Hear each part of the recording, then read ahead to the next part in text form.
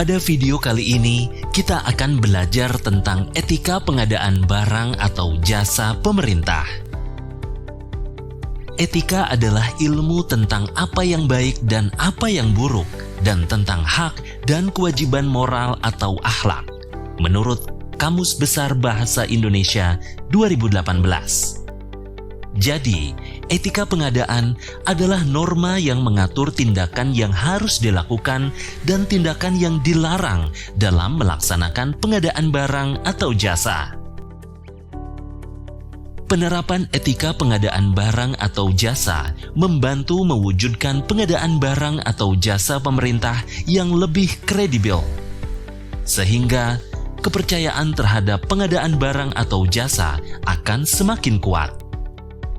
Semua pihak yang terlibat dalam PBJP harus memenuhi etika sebagai berikut.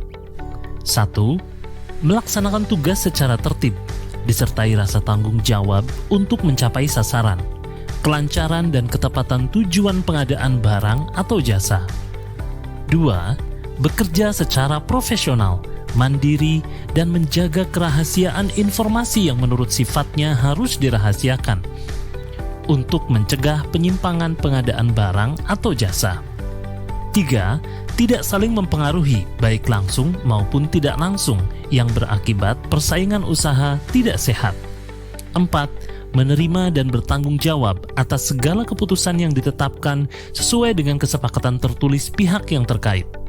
5. Menghindari dan mencegah terjadinya pertentangan kepentingan pihak yang terkait, baik secara langsung maupun tidak langsung, yang berakibat persaingan usaha tidak sehat dalam pengadaan barang atau jasa.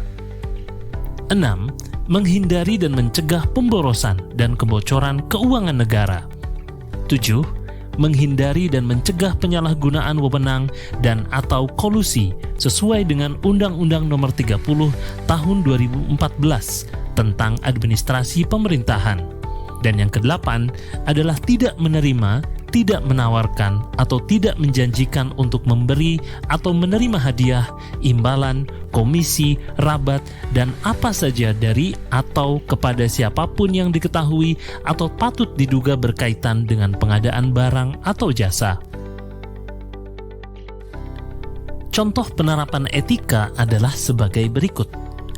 Pokja pemilihan bekerja secara profesional, melakukan proses pemilihan penyedia barang atau jasa sesuai ketentuan, menentukan persyaratan penawaran yang adil bagi semua peserta tender, dan tidak menjanjikan penyedia tertentu menjadi pemenang.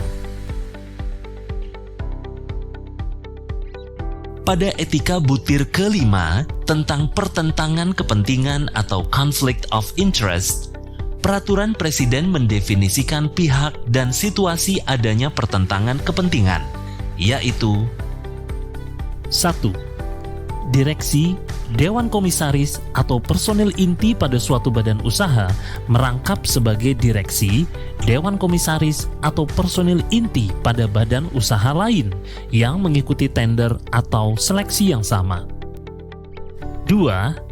Konsultan perencana atau pengawas bertindak sebagai pelaksana pekerjaan konstruksi yang direncanakannya atau diawasinya, kecuali dalam pelaksanaan pengadaan pekerjaan terintegrasi.